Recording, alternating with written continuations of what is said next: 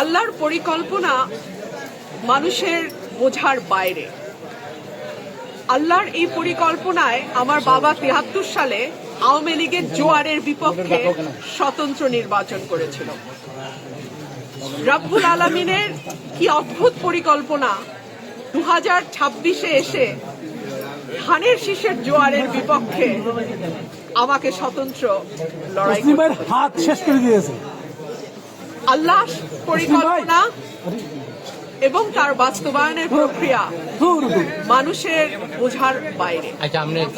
আমি দেখব আল্লাহর কি পরিকল্পনা। আমি এটুকুই বলবো, আপনারা দেখেন প্রতিটা মানুষের চোখে কতটুকু আশা, ভালোবাসা, আস্থা এবং বিশ্বাস। আমি বাংলাদেশের সকল মানুষের কাছে দোয়া চাই, আমার এই উপজেলার মানুষ যেই ভালোবাসা এবং আস্থা, বিশ্বাস আমার প্রতি রেখেছে, আমি যেন তার উপযুক্ত প্রতিদান দিতে পারি।